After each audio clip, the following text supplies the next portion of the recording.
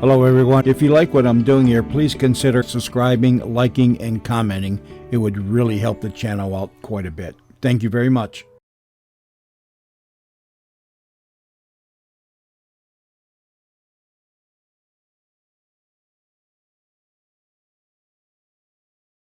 The CBS Radio Mystery Theater presents...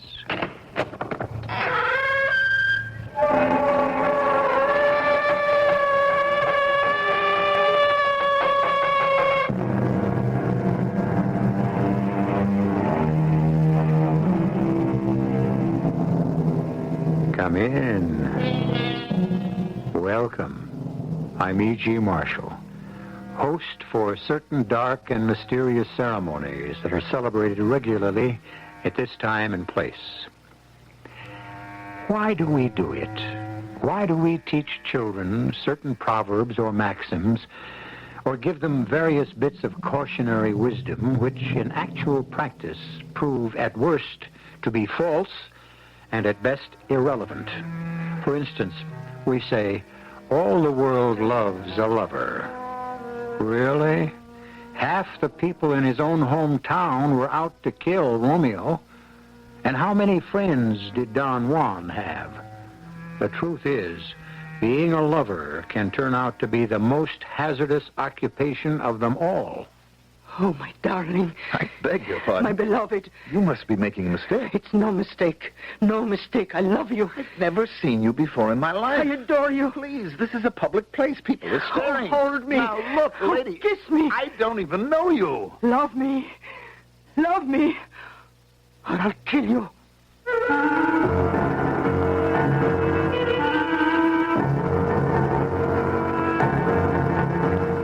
Our mystery drama, Demon Lover, was written especially for the Mystery Theater by Sam Dan and stars Mandel Kramer. It is sponsored in part by True Value Hardware Stores and Buick Motor Division. I'll be back shortly with Act One. Painting may be the least expensive way to improve the appearance of your home. This week, True Value Hardware Stores make it even less expensive.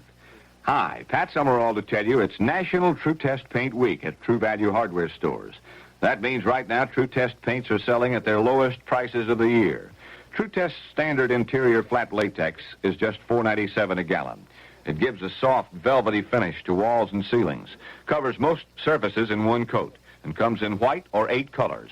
True Test standard one-coat ceiling latex provides ceilings with high-hiding suede tone finish that won't turn yellow. In white only, it's just $4.97 a gallon. And True Test standard latex house paint is just $5.99 a gallon. Its low sheen finish hides irregularities, and it comes in white or 4 ready-mixed colors. Get True Test paints at their lowest prices of the year during National True Test Paint Week at participating True Value Hardware Stores. Just tell them Pat Summerall sent you. Carpeting and furniture need to be cleaned, and now there's a way to earn a 20% discount on the finest professional cleaning. This is Carmelita Pope. With Magicist standby rates, you earn a 20% discount on carpet and furniture cleaning in your home or office. Just call Magicist and ask for a standby coupon. When an opening occurs on a Magicist route, you'll be contacted. If you take advantage of that opening, you'll earn 20% off the regular price. This is no gimmick sale. You really earn that 20% discount by allowing Magicist to set the day of the appointment and balance their routes and schedules. So come clean now and earn a 20% discount. See your white pages or Chicago phones, call 378-8600. Bank cards welcome. And ask Magicist about soil retardant. It keeps carpets and rugs cleaner longer. Come clean with Magicist and get your whole house Magicist clean.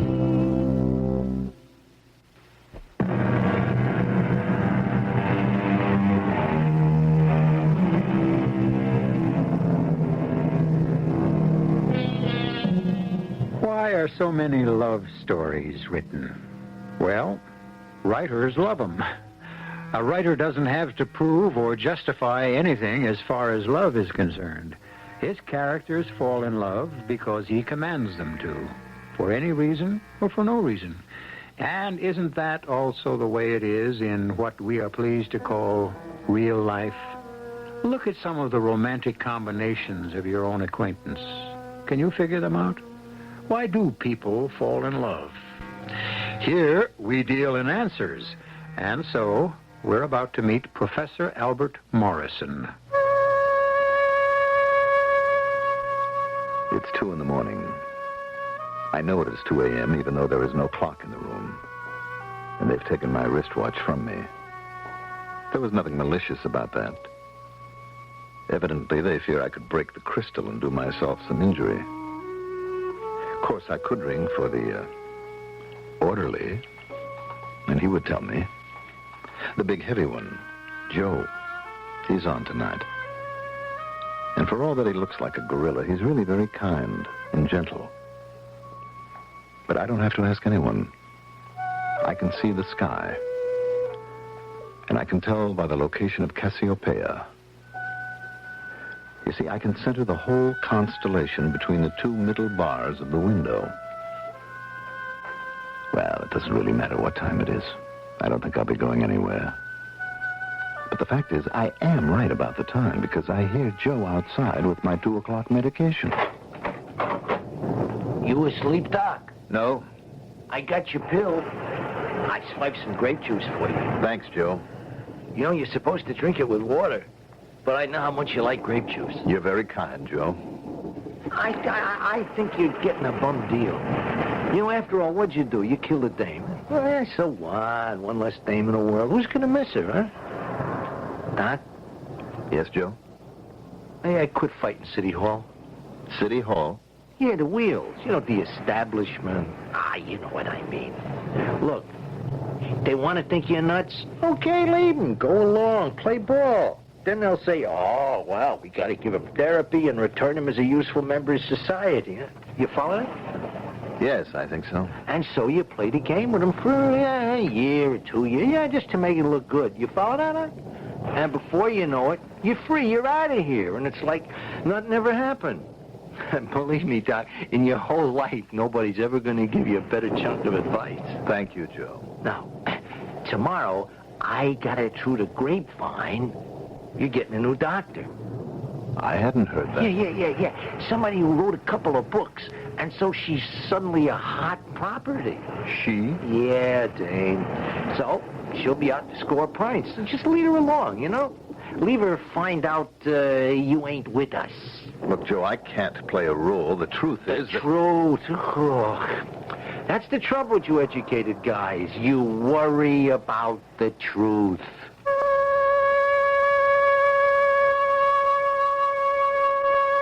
A new doctor? Why am I being given a new doctor? And a woman doctor? I don't like this. I was feeling very comfortable with Dr. Rader. Is that why we're changing doctors? Because I'm comfortable? Oh, listen to me. I'm becoming paranoid. Actually developing a persecution complex. These people are only doing what has to be done. After all, according to the circumstantial evidence. But why a new doctor? And why a woman?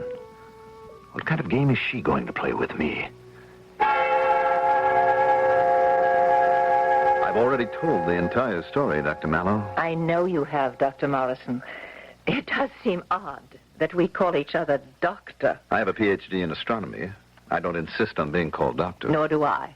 But since I am the patient, it is altogether fitting that I call you doctor. You are the patient, and I am the doctor. Why? Because these are the roles that have been assigned to us by society. Who knows? It is entirely possible that I shall be helped more than you by our sessions. I see. A brand new technique. Why do you say that? Oh, I've become an authority in psychiatrists. We have the austere ones, the friendly ones, the clinical ones, and now, you. How do you classify me? Well, you seem to be a we're both in this thing together type. Well, we both are. Tell me, what happened? Doctor, why do you persist? Why do all of you persevere in this pathetic little game? I'm not aware that it's a game. I was under the impression that absolute truth between doctor and patient is the cornerstone to any success in this type of relationship. I am new to this case. I have no preconceived You ideas. saying you know nothing about me? Nothing. Am I to assume that you never have read the papers, looked at a news program? The news media can only examine the skin of the orange. What lies beneath is beyond their capabilities. I see. We have here a phrase maker. It's the truth. Therefore, you intend to peel me as if I were an orange, to reveal my hidden juices. With your help. Doctor, why aren't you honest? Why doesn't everybody come clean?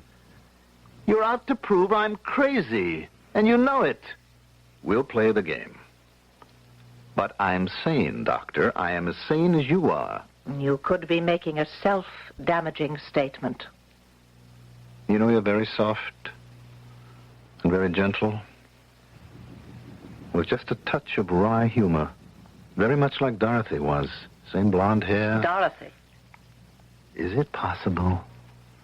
Are they that diabolical? Who is Dorothy? My wife. She was my wife. She died 5 years ago. She was the only woman I ever loved. And I remind you of Dorothy. In many ways. So they have found what they think is a psychological softening up process. They'll expose me to you. It won't work. I'm sane. Tell me what happened. For the 987th time, I was in the Logan cafeteria in the faculty administration building when a woman I had never seen before in my life threw herself at me. Don't just tell it. Try to relive it. Try to reveal to me what it looked like, felt like. All right. It passes the time. I've already said I was in the Logan cafeteria. I generally don't eat there, but on Fridays they have New England clam chowder. So I bought myself a bowl, and I found a quiet table, and I was enjoying my clam chowder. It was thick with large, succulent clam chunks. God was in his heaven, and all was right with the world, when suddenly she hurled herself at me, knocking the clam chowder to the floor in the process. I remember I said, "Madam, please," but she threw her arms around me, began to cover my face, mouth with kisses. "Please, madam, please." Oh, I love you. I love you. You must be making a mistake. Darling, darling, darling. What please. is the meaning of this? Please, who are you? I must have you. Always. Madam, this is certainly some mistake. No. Now, no, please. No. Don't push me away. Take me. Love me. You have confused me with someone else. No, I know who you are, what you are. Now I know why I was born, to love you. I tell you, this is all a mistake. I wouldn't want you to make... Love me now. Look, can't we discuss this? Love me here. Rationally, Love please. me. We're starting a scene. People are looking I all don't over. care. I defy the world. I don't care. Excuse me. Please, excuse me. Oh, love me. Please, will you excuse I me? adore you. Excuse me. Somehow I broke away from her. I ran to the door into the street. I ran all the way across the campus. I didn't stop running till I came to my apartment. When I arrived there, the phone was already ringing. Hello? Morrison, this is Clemens. Yes? Clemens, Jim Clemens, President Clemens. Oh, yes, sir. Get over here to my office at once. Jim? Mr. Clemens. President Clemens, sir. Oh, boy. Well, Doctor, when the president of the university says, "Get over here," you get over there. And I did. And he was loaded for bear. He harangued me for 10 solid minutes before I could get a word in edgewise, and when I finally did, he refused to believe it. You expect me to believe that? It's the truth. Now, I warn you, Al, don't insult my intelligence. I know how you feel about me. I know how you all do. I got the job because I know how to raise money, not because of any intellectual brilliance. Now, you look down on me, but don't you think you can take me in with a story like that? I haven't told you a story. I said I never saw that woman before in my life. That's a one-sentence story, and it is a lie. I was sitting there minding my own business, enjoying my clam chowder, when this woman attacked me. Okay. I expect trouble with my political science people, with my arts people. But you fellows, you astronomers, you never bothered anybody. That's not true. Galileo and Copernicus presented the authorities with a great deal of trouble. I mean in 400 years. Oh, Al, help me out. What are you talking about? Her name, it's Maria Capuchin. She's an exchange professor. She's considered the leading poet of her country. She's delicate, ethereal, shy. Clem, are you serious? You attacked her. 100 people in that cafeteria saw her attack me. Not Quite. She passed by your table and you seized her. Why? Because you're crazy. No, you're not crazy. You're mentally unbalanced. You're having a nervous breakdown. I can't believe what you're saying. Al, the exchange program between our country and hers, well, a lot of people don't want it to work. We can't have any scandal.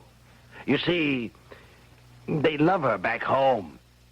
If you can't come off as a nut, we'll have an international incident on our hands. I don't care. The government wants us to preserve her reputation at all costs. How about my reputation? We must all make sacrifices. We? What sacrifices are you going to make? You need a new telescope as the observatory? We can get a government grant. The answer's no. Albert. That woman is crazy. That's the kindest word I can think of to describe her. She threw herself at me for no reason at all. Think it over. Think of what's at stake.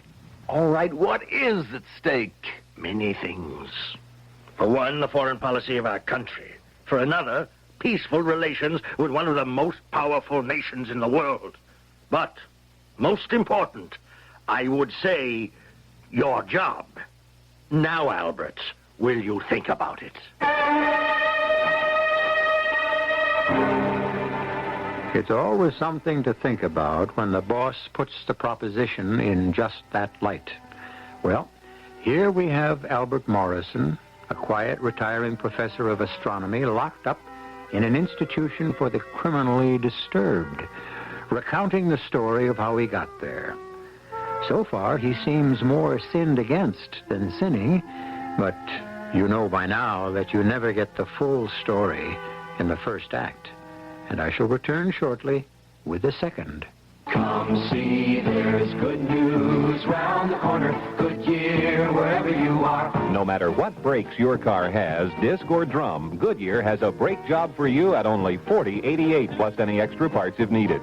We'll install new front disc brake pads on 2 wheels or install new drum-type brake linings on all 4 wheels. Now at Goodyear for only $40.88. Goodyear tires and Goodyear service for more good years in your car. Goodyear tires. Mr. Franklin, is it true that a penny saved is a penny earned? Yes, and that's why I have a Fetters air conditioner to keep me cool. Think cool, America. Fetters announces 4 bicentennial specials. 4 rotary-powered room air conditioners from 10,000 to 21,000 BTUs. No waiting for a factory rebate. Get big savings now at participating dealers.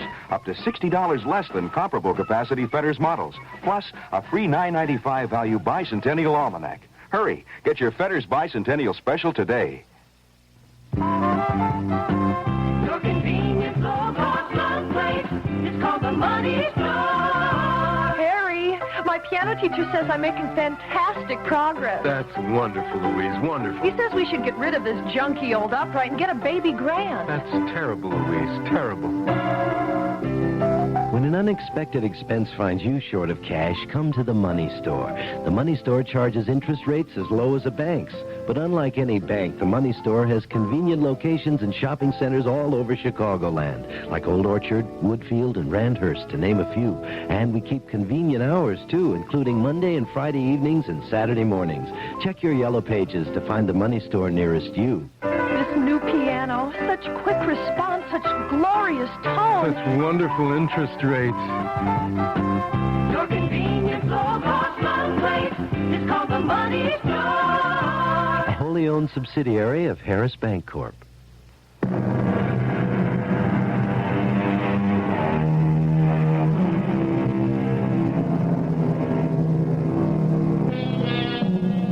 There I was, minding my own business, when this beautiful blonde threw her arms around my neck and started making passionate love to me. I tell you, I never saw her before in my life. This is the story that Albert Morrison, an astronomy professor, is telling Dr. Florence Mallow, a psychiatrist, in a state institution for the criminally disturbed. How did things get this far? You insist you never saw Maria Capuchin before. It's true, Doctor. But you changed your story. I have it here. I know. That's a lie. This affidavit of yours is a lie. Yes. Why did you sign it? They brainwashed me. Are you serious? Doctor, What do you think brainwashing is? Weeks? Months? Of physical and mental torture? Until at last the exhausted and ravaged psyche collapses? No. It can be done in an hour. Even less. By playing on what a man believes in. Honor, duty, responsibility. That's what he convinced me of, finally. Don't threaten me, Clem.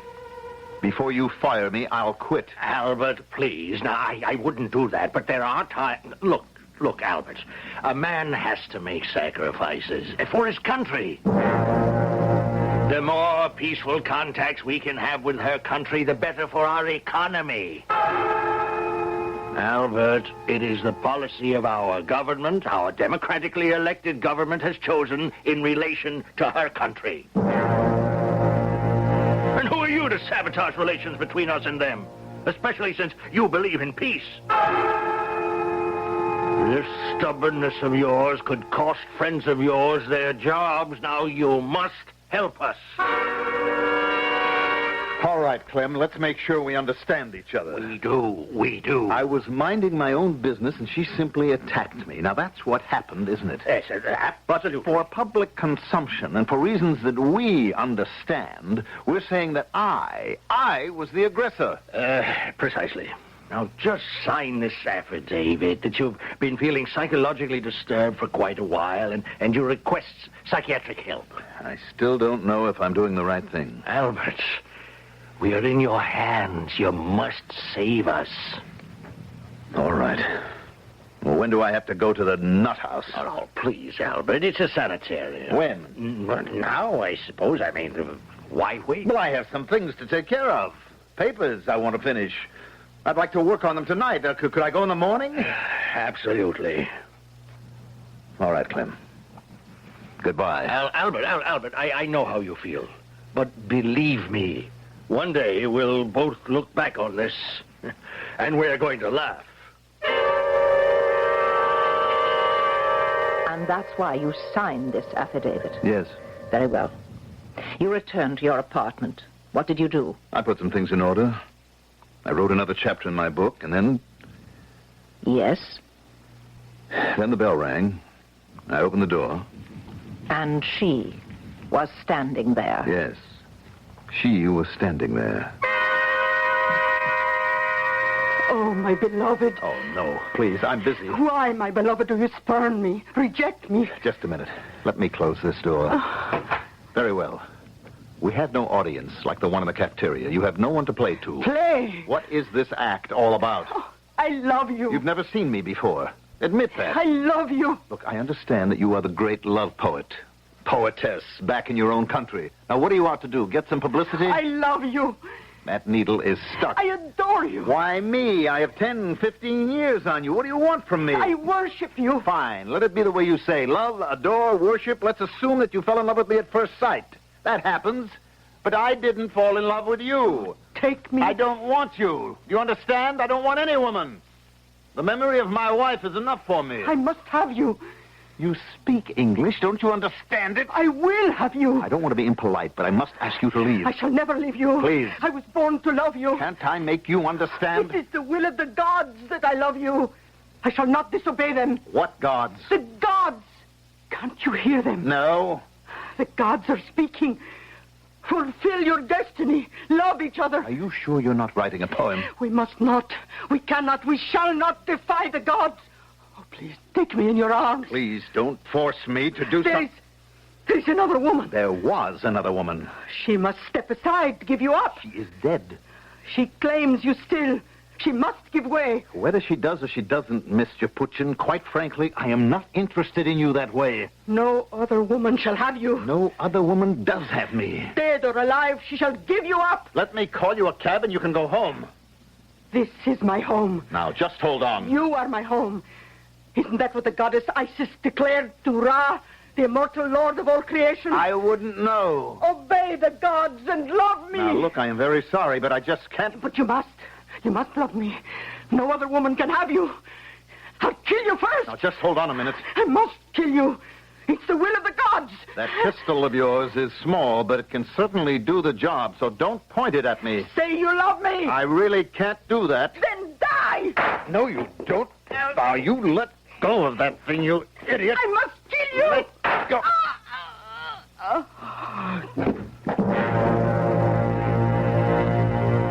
She fired at me and missed. We struggled. I tried to get the gun away from her, but she was stronger than she looked. It went off, and the bullet went right into her heart. She was dead. And that's your story. You don't believe a word of it. I neither believe nor disbelieve it. We have here the task of reconstructing the past. And what is the past? A series of memories that fade and become distorted with time. I don't doubt it. However, the net result of everything you'll discover is that I am a psychotic killer. That is one conclusion. There are others, an infinite number of others. According to the district attorney, she came to my apartment to seek justice. I had betrayed her love, her trust. I had used her, and then callously flung her aside. She confronted me, and I killed her. That's one story. Now, it would be better for international relations if I were a psychotic rather than a deliberate seducer. Therefore, that's the verdict you folks have to come up with. I want your side of the story. I just told it to you. No, you just showed me the orange. What's under the skin? Nothing. What are you holding back? Nothing. Then how do you account for her behavior? I'm not supposed to account for it. The woman was psychotic. Maria Alexandrovna Chipuchin, 30 years old, one of the foremost poets of her country. She deals in strong modern images. I wouldn't know anything about that. She was a leader in the movement away from classicism. Her ideas are crisp, current, contemporary. They sparkle with the latest slang, the burst of youthful ideas. Now, how do you account for what she said to you? It is the will of the gods that I love you. I shall not disobey them. And the gods are speaking. Fulfill your destiny. Love each other. She could have been writing a poem. She was not writing a poem, because that is not the kind of poetry she writes. She doesn't write about the ancient gods. It is a completely foreign idiom to her. I can't help it. That's what she said. But why? I don't know. Please, Albert, think. Look, I'm tired. I'm fed up. I can't fight it anymore. I'm crazy, okay? No, it is not okay. Now, let me tell you what really took place. You see, we happened to meet on the campus grounds one night. And it was just one of those things. I thought she just wanted a lark the way I did. Yes? And she took it seriously. She was a very emotional girl. Then when I said all affairs must one day come to an end, well, she made quite a scene. She actually confronted me in public. Well, the way 100 witnesses can tell you. She was becoming more trouble than she was worth. And so I simply lost my temper one night, and in a fit of uncontrollable rage, I shot her. For over a month, you have told an entire battery of police officers and psychiatrists one story. One straight, simple, uncomplicated story. And that story insists that she was the aggressor, that you didn't even know her, that she came to your apartment and you were forced to kill her in self-defense. Am I stating the case? Yes. And now suddenly, we have a complete turnaround. You admit you seduced her. Why? Why have you changed your story? I suddenly decided to tell the truth. Is it the truth? What do you people want? I tell you finally the story you want to hear. The story that will be best for all concerned, and it still doesn't make you happy. I want the truth. What's important about the truth? Without it, all of us will be lost. Now, why did you change your story so abruptly? Why? Why? I can't tell you now, Doctor, not now. Don't ask me to tell you now, because you won't believe it. How can you? I can hardly believe it myself. I've changed my story because I've fallen in love with you. Oh, I know patients think they're in love with their doctors, but I know. You're Dorothy. Dorothy, in every tone of your voice and every light that shines in your eyes. Dorothy, in your smile. Dorothy, in the way you hold your head. You're Dorothy, come back to me again. Dorothy, reborn. Why have you changed your story, Albert? Because I'm ready to play the game. The game Joe advised me to play. I'll let you cure me, Florence. I'll let you nurse my sick mind back to health. And then I'll declare my love for you.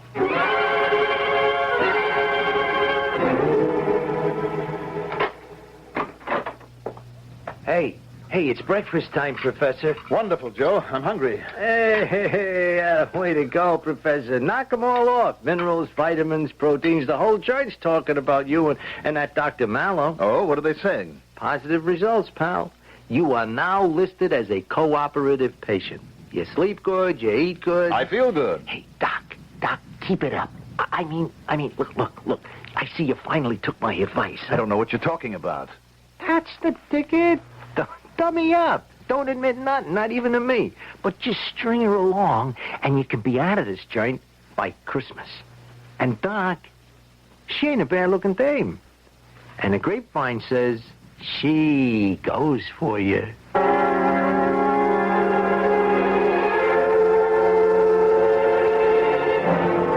What was there in your behavior that could have inspired I don't her? know. Albert, I thought we agreed never to use that phrase. Instead, we would pause, think, and try to come up with an answer. Obviously, you were doing something to her. Yes? Something in your manner incited her to... Yes? Well, think. No. No, I better not say this. Say anything that comes into your mind, no matter how silly it may seem to be. Well, it's not something that was altogether of my doing. Perhaps another agency was at work here. What other agency?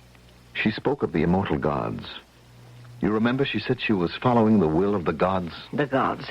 But we are modern, rational people. I'm only telling you what exists in my mind. Well, enough for today, Albert. I'm not tired. Perhaps not. But I am. Yes, I can see that you're tired, my darling. And it's because we are no longer patient and doctor, but lovers. Lovers. Not one word of love has been spoken between us, but each of us knows how we feel. And soon, my darling Dorothy, I mean Florence, I can trust you with the answer. Because, you see, my dearest, I know the answer now. I know now why that woman threw herself at me. I know why she had to kill me. And very soon you'll love me enough so that you'll believe me.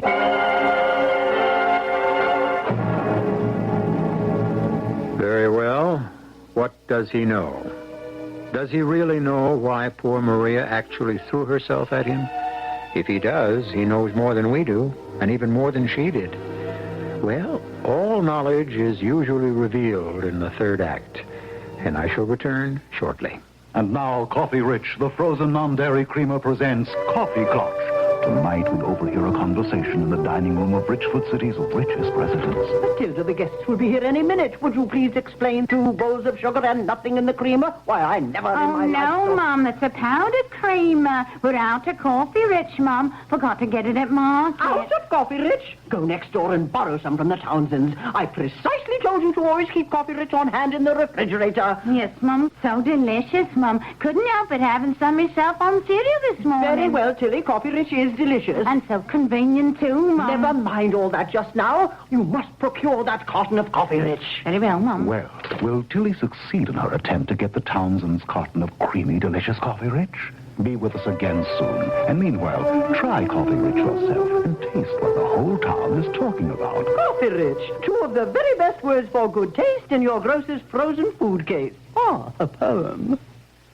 Hi, this is Bob Elson. You know, in 37 years as announcer for the Cubs and Sox, I've seen all the great Chicago ball players. Why, who could forget the way old Aches and Pains hit foul balls all day till he got the right pitch? And Mr. Cub, one of baseball's most feared hitters. And remember the guy who never read and went to the movies just to save his batting eye? Well, I'll tell you, I've seen them all. And I picked my all-time great Cub and Sox teams. If you can identify all 20 baseball stars correctly, you get a free pair of tickets to a Cub or Sox ball game. 1 pair per family. Look for the entry form with all the pictures in the sports pages of your newspaper. Or get one at any Northwest Federal Savings Center. No transaction is necessary. Just bring your answers to any Northwest Federal Savings by July 9th and have some fun. See if you remember my all-time Sox and Cub players.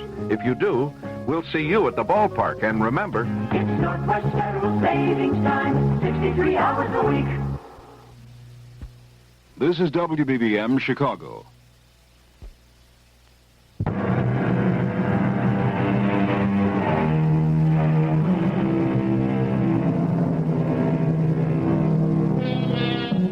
There are many aspects of love, and at this time, we deal with love not as a sweet, sublime, satisfying emotion, but as a violent, destructive force that brings sorrow and death. We can't help these things. It's how matters work out for some people, and how it has worked out so far for Professor Albert Morrison.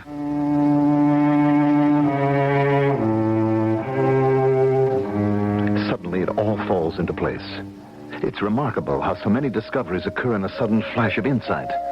We stagger and stumble in the dark, and without warning, the white-hot idea illumines every nook and cranny of our consciousness.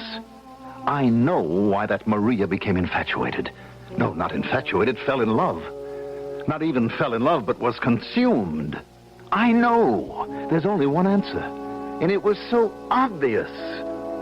All the time I was wearing the sweater. Dorothy's sweater. Dorothy, even in death, you'll be the one to save me. Remember that sweater, Dorothy? Remember, it was my birthday. I hurried home because your gift was always sure to be something wild and wonderful. Happy birthday, darling. What is that? What do you think? It's a sweater. Well, I know it's a sweater, Dorothy, darling, but what is that all over it? Egyptian designs. Why? Well, because they're bold and colorful, exciting. Why, I'd look like a walking tomb with all these pictures and lines. You don't like it. I love it. Well, darling, it's just that you always dress so conservatively. And you're about to change my entire image. I'll tell you where I got the idea. See, I was in the library and browsing through a beautiful book of ancient Egyptian culture, and there were these fantastic designs. Well, they're fantastic, all right. Now, this central figure, this woman, she is the goddess Isis. Really? The goddess of love. She exists in practically all pagan mythology. And you see these little birds and these squiggles that look like snakes and, well, everything. Well, it's a message. You mean this says something? Oh, yes. Yes, these aren't just any wild colors and pictures woven into your sweater. They say something definite and very interesting. Well? Well, you see, the translation was printed right next to the design, and it says, Memnon, an Egyptian noble of Memphis, joined the Greek general Phistos of Sparta in a war against the Scythians. Who were the Scythians? Oh, a warrior people who lived in what is now the Balkans, parts of Russia. Anyhow, our hero Memnon asked his patron goddess Isis for a charm which would protect them against the wild Scythian warrior women. Isis did reply, "Weave my charm into your battle shields, and the wild Scythian women shall fall madly in love with your men." And thus... That's what it says? Yes, darling. You can read it for yourself. The idea was that the Scythian warrior women would fall in love with Memnon's soldiers? And thus be conquered. They would just see this design on the shield. That's all. That would do it. Scythia. Scythia. Well, I better not wear this sweater when there are any Russian women around. You never know about these ancient charms and things. Maybe you better not. If you want the truth, I didn't wear it at all. I was too self-conscious to be seen in it. So I would make excuses. The occasion was too formal for a sweater, or the weather was too warm. Darling Dorothy. She understood, but she never took me to task. I always intended to wear the sweater. A few months after my birthday, she She died. She left me. I must make Florence believe the story. Florence is so much like Dorothy. And Dorothy always believed me. I see you ain't touched your breakfast this morning, Doc. I'm not hungry. Hey, you ain't going back to being nervous again, are you, Doc? No. It's just that this is going to be an important day for me, Joe. Well, you're doing fine, Doc. Yeah, you got this rap as good as beat, you know. Today is the day that I must tell something very vital to Dr. Mallow. Oh, no sweat, Doc. You know, you can feed that chick anything you want. You know, she digs you. Joe, could you do something for me? Just name it, Doc. Look, as soon as you can, could you get over to my apartment? I don't have the key. Oh, I know where they keep your things. I can swipe it. Look, I have a sweater there with long sleeves. It's blue, red, and black, and yellow. Oh, hey, man. With Egyptian-looking designs on it. Now, could you bring it here? Doc, it's done. I know it's hard to believe, Florence, but it's the truth. And so you insist that this charm of the goddess is what made Maria Chipuchin throw herself at you? Yes, it has to be the answer. Why? What other answer is possible? I know I never encouraged her in any way. In any way that you are aware of? She is the one who spoke about the goddess Isis. No, you are the one who said she spoke about it. I have only your word for that conversation. Florence, do you doubt my word? I thought you cared for me. I do care for you, Albert. How do you care for me? The way a doctor cares for a patient? Yes. Or the way a woman cares for a man? My personal emotions are not at issue here. Oh, they are. They are. I thought you were in love with me. Why? Because I'm in love with you. Oh. Is that all you can say? Oh? Albert, I do care for you. And I just asked you how. I don't want to go into that, not now. Why not now? Because it's too premature. If we're in love, we're in love. How do you know you are in love with me? Love is something you know. You just know. On the other hand, you can still be in love with Dorothy. You think I am Dorothy. I know you are not Dorothy. Well, I'm enough like her. I'm in love with you. Now, getting back to the goddess, Isis, and the sweater. I was wearing the sweater that day in the cafeteria. But why? You said you never wore it. I can prove it. There were witnesses. They would testify to the fact that I wore a crazy-looking sweater. Show it to them. They'll recognize it. But why did you wear it that day? Because it was my birthday. And I couldn't stop thinking about Dorothy. I felt I had to be close to her. And so I wore the sweater that she had made with her own hands. And there, in the cafeteria, Maria Chipuchin saw the design. Maria Chipuchin was obviously a descendant of those Scythian warrior women. But we can't prove that she could read Egyptian picture writing. She didn't have to read it. Her ancestors couldn't read it either. It was the power of the goddess Isis that commanded them. How can you, a man of the 20th century, a doctor of philosophy, an astronomer, a scientist... I'm only telling you what happened. Where is the sweater now, Albert? In my apartment. I sent Joe to bring it. You'll see. You'll read the charm. You'll see how authentic it is. I tell you, Maria did talk about the goddess Isis. I don't care if she was modern. The goddess Isis possessed her soul through that charm. She lost her will, her reason. I can prove to you that what you are saying is nonsense. That there's nothing to it. How? Come in. Oh, I'm sorry. I thought the session was over, Dr. Mallow. What do you have in that bag, Joe? It's all right, Joe. Just leave it here. Thanks. And now, please, excuse us. Yes, ma'am.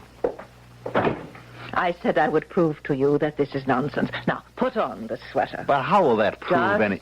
do as I tell you. I'll explain later. You're the doctor. All right, now, let me tell you why your theory holds no water at all. I deliberately neglected to say something when you told me your story about Isis.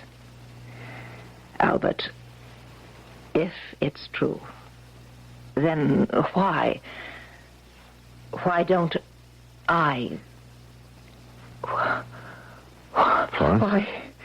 Florence, is something wrong? Oh, Albert. Oh, my darling. Oh, my beloved. Florence. Come to my arms. Florence, what are you I saying? adore you. I love you. Tell me that you love me. Yes, I love you. I do love you. Embrace me. Kiss me. Dorothy, I thought I'd never hold you again. I don't know what happened to me. Suddenly I realize I can't live without you. Dorothy, you've come back. Never let go of me. Never. Hold me closer, closer. Oh, my beloved, say my name. There's poetry when you say it. Florence, oh, come say it. Say it. You're not Dorothy. I'm Florence. I'm your own beloved Florence. You're not Dorothy. Let go of me. Let go. No. Let go. Don't push me I away. said let I go. must love you. I have to obey the gods, the immortal gods. You're crazy. You're like the other my one. Beloved, hold me. Love me. Don't cast You're me not aside. Dorothy. I thought you were Dorothy. I was so lonely. You are mine. Mine. You belong to me. I'm sorry if there's been a mistake. Isis orders me to love you. What kind of nonsense and are you therefore speaking? you must love me. All this stuff, how can you, a psychiatrist, love be me. taken in by You it? love I me. can't love you. I love Dorothy. Dorothy! She must give you up. No. The gods command it. No other woman can have you. I'll kill you first. You're crazy. If I can't have you, she won't have you either. I don't have to listen I to this. will strangle you with my own bare hands. Isis, give me strength. Don't try. Isis, help me to fulfill thy command. You're choking me. Let's go. Ooh.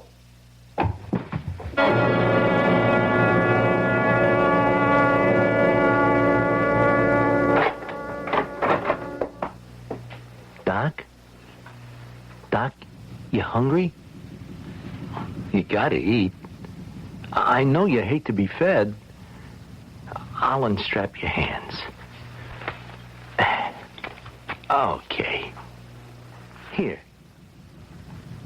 Joe? Yeah, it's your Joe. Oh, man.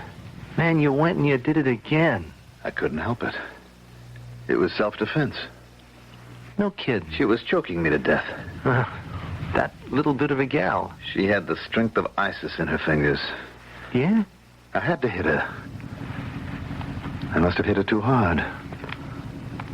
She fell back and hit her head against... Killed her like that, huh? Hey, what makes you do it, Doc? I mean, one time I dig, but, gee, 2 in a row. I don't know. I just don't know. She was okay. I mean, for a dame. She worked hard, you know. She'd come to this country. She was just a little kid. She made her own way, you know. Gotta hand it to her. You say she came to this country when she was just a little kid? Uh-huh. Where did she come from? I don't know. I hear it might have been Russia, Yugoslavia, you know, one of them places. Russia? What's the matter, Doc? That was what she wanted to tell me. Yes, that was what she intended to tell him. That she was also a descendant of the wild Scythian warrior women. And see, the charm would have no effect on her. That's what she intended all along. However, somewhere on the journey between superstition and enlightenment, she became sidetracked. I, on the other hand, shall return here shortly. To the man who bought the Skyhawk, to the girl in the Century, we're glad you like your Buicks, glad you set your spirit free. And to the family from Ohio, to the folks up in St. Paul, nice to see you join us, nice to see you all. Do you know that over 400,000 people have already bought 1976 Buicks? No, we didn't know that. You like your Buick, don't you? Oh, yeah, sure. A lot? A lot, yeah. Yeah. There's probably nothing you don't like about your Buick, right? I can't think of a thing. Well, we could probably even say you love your Buick, right? Yeah, you could say that I love my Buick, that's right. In fact, I'll bet you wouldn't trade that Buick for $1 million. Oh, I wouldn't bet that. Oh, he bet it, didn't he? Okay, it's a bet. Here's the Buick. Where is the cashola? Let me see it. I don't think he's coming across. It's nice to see you join us. We're glad it came to be. Nice to see you join us. Let your spirits free. Buick, dedicated to the free spirit in just about everyone. If you've got a question about lemons, the makers of Minute Maid have the answer. If I wanted the taste of fresh lemons and didn't want to bother squeezing them, what could I use instead? Try the first fresh-tasting pure lemon juice in a bottle. New Minute Maid 100% pure lemon juice. I love lemon juice, but the taste of bottled lemon juice doesn't make it in my house. What's the alternative? New Minute Maid 100% pure lemon juice. The leading bottle brand contains chemical preservatives that you can actually smell. Everything I use has to be really fresh, including my lemon juice. And you just can't put that in a bottle. We did. New Minute Maid 100% pure lemon juice. We squeeze fresh lemons and freeze the pure whole juice. You buy it frozen and keep it in your refrigerator. I can't handle squeezing lemons, and for my iced tea, I need a really good-tasting lemon juice. You've got it. Minute Maid 100% pure lemon juice. Delicious in iced tea. Delicious in anything because it's the only pure lemon juice in a bottle. Look for it in your grocer's frozen juice section.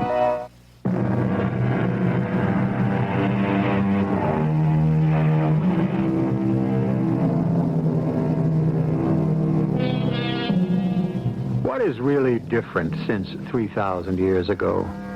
When the ancients wanted advice, they asked the oracle at Delphi, who was the priestess of Apollo. She listened to all the facts and then made her prediction. We, on the other hand, feed our facts into a computer and let the computer give us the answer. Was the priestess of Apollo always right? No. Is the computer always right? No.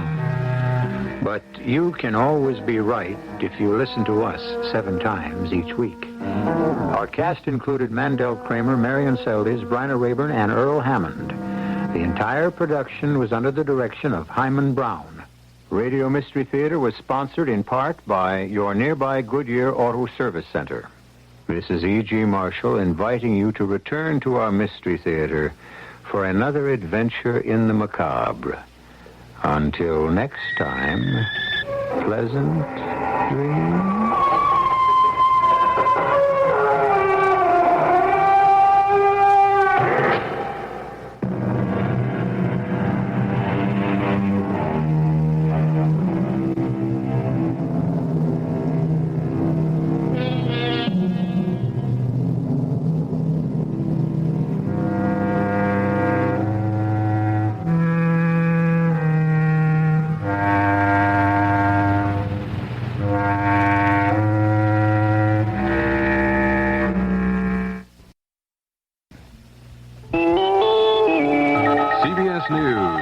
Reagan says he's against extending the federal income tax cut beyond the 1st of July.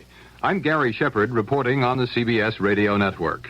Campaigning in his home state of California for the second day in a row, Reagan said he cannot justify continuing the tax cut with the federal government engaged in massive deficit spending. On Thursday, the Senate Finance Committee voted to make permanent all but one part of a series of individual income tax cuts that have been in effect since March of 1975. The one element not being extended is a $35 tax credit approved last year. The action by the Finance Committee still has to be approved by the full Senate. Democratic frontrunner Jimmy Carter campaigned in Ohio on Thursday and ran into some heckling, as Dean Griffin of station WJW Cleveland now reports. Jimmy Carter took his Ohio campaign into a predominantly black neighborhood of greater Cleveland tonight, but as he was trying to answer questions from the audience, 2 U.S. Labor Party members kept heckling him. A woman heckler wanted to know what Carter was going to do with international terror networks allegedly run by Rockefeller and Kissinger. Apparently irritated, he told the heckler, "Let me ask you this. Why don't you get the Labor Party and have your own rally somewhere so you can make your speeches? Because I really don't have it." Tomorrow, Carter takes his campaign into eastern Ohio. Dean Griffin for CBS News, Cleveland. The latest CBS News New York Times voter survey shows Jimmy Carter defeating Gerald Ford by a narrow margin if the presidential election were to be held today. But Mr. Ford would win over any other Democrat. More in a minute. Plan on being ripped off this Memorial Day weekend if you wind up having to buy gasoline at service stations in popular tourist spots. That warning has been issued by the American Automobile Association, which has just completed a survey of 3,500 gas stations across the country. Gasoline prices in resort areas, says the AAA, range from 3 to 17 cents a gallon above the regional averages. Getting gasoline at any price was the rule rather than the exception during the Arab oil embargo 3 years ago, and industry experts are once again warning there may be spot shortages this summer because motorists are returning to their old driving habits again. There's a shortage of sorts in Northern California right now, as Dan Lundberg, who publishes an industry trade journal, explains. Right now, in the San Francisco Bay Area, in the Oakland-Berkeley area, a chain of 20 such private brand stations, that's a pretty big chain, is at this moment entirely sold out. That's a temporary thing, I understand, but they're sold out. But there's no such shortage yet to develop queues, and there may not be, but there's enough for at least that one volume operator to conceivably be frantically trying to get a few million more of gallons for the holiday ahead. Gasoline prices have already begun to rise in recent weeks, and more price increases are expected during the summer ahead. More CBS News after this message. Letters to CBS. I'm Roger Foster, and each Sunday on most of these stations, I read from the mailbag of Letters to CBS. Listener comments on CBS News and CBS Radio Network.